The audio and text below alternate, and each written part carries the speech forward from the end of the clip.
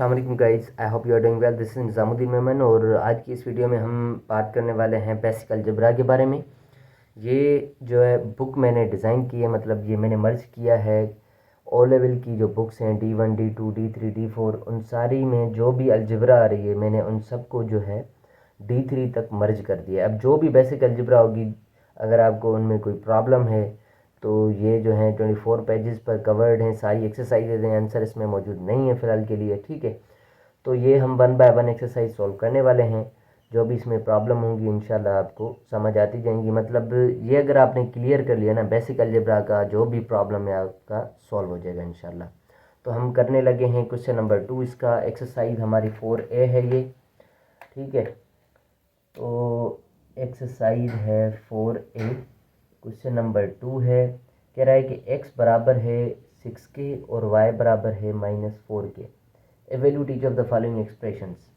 तो हमारे पास part number ए है, इसमें गिवन है 4x - 7y। हम क्या करेंगे, जस्ट वैल्यूज़ को रिप्लेस करने लगे हैं x और y की जगह पे।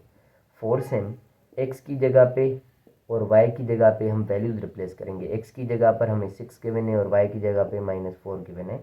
तो 4 टाइम 6 इज 24 होता है, माइनस माइनस प्लस होता है, 7 टाइम 4 इज 28। 28 प्लस 24 अगर हम करेंगे तो हमारे पास हो जाएगा 52 आंसर। ये हमारा पार्ट नंबर ए का आंसर था। इसी तरीके से पार्ट नंबर बी को देख लेते हैं। गाइस हमारे पास पार्ट नंबर बी है इसी सवाल का, क्वेश्चन नंबर 2 का, जिसमें लिखा हुआ है कि 5x अपॉन में 3y plus x values replace करने हैं, ठीक है। वैल्यूज़ किस तरीके से रिप्लेस करेंगे, 5 से हम x की जगह पे वैल्यू रखना है, 3 से हम y की जगह पे वैल्यू रखना है, x की जगह पे वैल्यू रखना है। तो 5x की जगह पे आएगा 6 और y की जगह पर आएगा -4 और x की जगह पे आएगा 6। यहाँ पर अगर टेबल लग रही है तो लगा लें। तो 3 टाइम 2 इज़ 6 और 2 टाइम 2 इज़ 4, 2 टाइम 3 6 और 2 टाइम 2 इज़ 4। सो और ये 3 भी कैंसिल हो रहा है, तो यहाँ पर बचेगा 5 अपॉन में 2, 5 अपॉन में 2। यहाँ पर -2 बच रहा है। जब अगर नीचे माइनस बच जाए तो आप उसको क्या करेंगे, ऊपर शिफ्ट कर देंगे इस नंबर के साथ, ठीक हो गया। और ये प्लस का 6 हमारा सेम है, पर इसके नीचे कुछ नहीं है, मतलब क्या है, 1 है। तो हम क्या करेंगे नेक्स्ट स्टेप में, एलसीएम वगैरह या क्रॉस मल्टीप्लाई कर लें। क्रॉस मल्टीप्लाई करते हैं, 1 टाइम 2 इज नीचे वाले आपस में मल्टीप्लाई, 1 को इस तरह मल्टीप्लाई, 2 को इस तरह multiply. 1 time 5 is 5 plus 2 time 6 is 12, 12 में से 5 गया तो 7/2, ये हमारा आंसर रहेगा। इसी तरीके से हमारे पास पार्ट नंबर सी है, उसको देख लेते हैं। यहाँ पर 2x² माइनस वाई पावर 3 है। ये 2 से हम x की जगह पे और y की जगह पे नंबर लिखने हैं जो कि हमें बराबर है। x बराबर है 6k और y बराबर है -4k, ठीक है। तो यहाँ पर 2 से हम 6 का स्क्वायर 36 होता है, 6 टाइम 6 इज 36, और ये माइनस से और -4 का क्यूब जो होता है -64 होता है। कैसे, 4 टाइम 4 इज 16, 16 टाइम 4 इज 64, और क्यूब है तो जो माइनस साइन है वो माइनस ही रहेगी। 2 time 36 is 72, minus minus plus 64। तो ये दोनों प्लस करेंगे 2 और 4, तो ये हमारा 6 हो जाएगा, 6 और 7 तो ये जगह 13, तो 136 हमारे क्या रहेगा, आंसर रहेगा। इसी तरीके से हम पार्ट नंबर डी देख लेते हैं। इसी सवाल का पार्ट नंबर डी है। पार्ट नंबर डी में 3x plus x/y minus y² है। तो 3 से हम x का वैल्यू हमारे पास 6 है, प्लस x का वैल्यू 6 है और y का वैल्यू -4 है, माइनस y का वैल्यू -4 है, उसके ऊपर स्क्वायर आएगा। 3 टाइम 6 इज 18।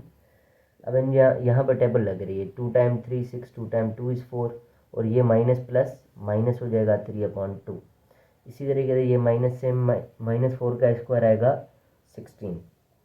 यहाँ पर कुछ नहीं है, मतलब 1 है, यहाँ पर भी कुछ नहीं है। अच्छा, ये एलसीएम नहीं निकाल रहे, पहले ये और ये सिंपलीफाई करते हैं। 18 में से 16 गए तो हमारे पास बचेगा 2, -3/2 है, और यहाँ पर कुछ नहीं है। अब लिखें 1, तो 2 टाइम 1 इज़ 2, 2 को इधर मल्टीप्लाई, 2 टाइम 2 इज़ 4 और 1 टाइम 3 इज़ 3, सो 4 में से 3 गया तो 1/2 बचा।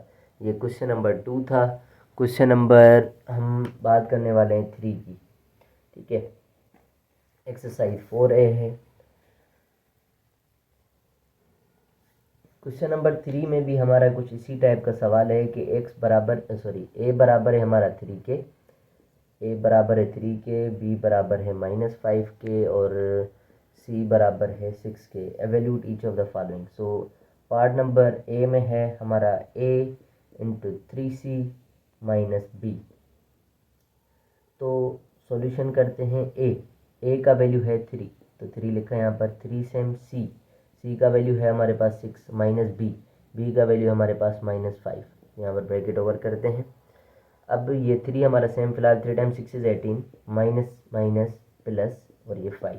18 और 5 23 होते हैं। 23 टाइम 3, क्योंकि ब्रैकेट और इस नंबर के दरमियान कोई सिंबल नहीं है, मतलब ये मल्टीप्लाई होंगे। 3 टाइम 3 9, 3 टाइम 2 6, तो ये हमारा 69 आंसर है।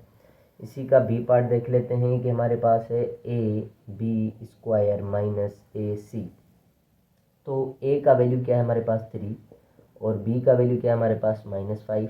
माइनस सेम ए का वैल्यू है 3 और सी का वैल्यू है 6। सो ये 3 सेम -5 का square 25, minus 3 time 6 is 18, 25 time 3 75 minus 18। 75 में से 18 को जब हम माइनस करेंगे तो यहाँ पर 7 और 6 में से 1 गया तो 5, 57। तो टोटल आंसर आ रहा है हमारा 57। ये ए और बी पार्ट थे। हम सी और डी पार्ट को देख लेते हैं।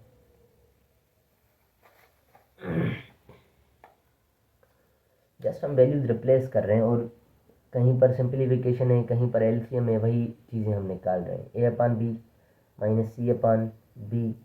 तो b का वैल्यू है हमारे पास -5 और a का वैल्यू है 3। माइनस सेम c का वैल्यू है हमारे पास 6 और b का वैल्यू है हमारे पास -5। ये तो फिलहाल -5/3 सेम। यहाँ पर दो सैम्पल्स हैं, माइनस माइनस ये कर लेंगे +6/5। ठीक हो गया। अभी हम क्रॉस मल्टीप्लाई वाला मेथड। 5 टाइम 3 इज 15, 5 को इधर multiply, 5 time 5 is 25, 3 time 6 is 18, 25 में से 18 गया तो हमारा बचेगा क्या 7 पर माइनस का और अपॉन में 15। तो ये सी पार्ट का आंसर था। इसी तरीके से डी पार्ट पे चलते हैं। डी पार्ट में है हमारा बी प्लस सी अपॉन में ए प्लस सी अपॉन में बी। तो b का वैल्यू है -5 प्लस c का वैल्यू है 6 अपॉन में a का वैल्यू है 3 प्लस a का वैल्यू है हमारे पास 3, c का वैल्यू है 6 और नीचे है b का वैल्यू -5। तो -5 में से 6 गया तो बचेगा प्लस का 1/3। इसी तरीके से 3 और 6 ये 9 हो गया, पर ये माइनस प्लस माइनस और नीचे हमारा 5। तो सेम क्रॉस मल्टीप्लाई वाला method. 5 time 3 15, 5 time 1 is 5, 3 time 9 is 27, 27 में से 5 गया तो माइनस का 22 अपॉन में 15। तो ये था डी पार्ट। तो क्वेश्चन 2 और 3 हमने इस वीडियो में सॉल्व किए हैं। नेक्स्ट वीडियो में हम एक्सरसाइज 4A के क्वेश्चन नंबर 4, 5 वगैरह को देखेंगे। So thank you so much for watching my videos. अल्लाह हाफिज़।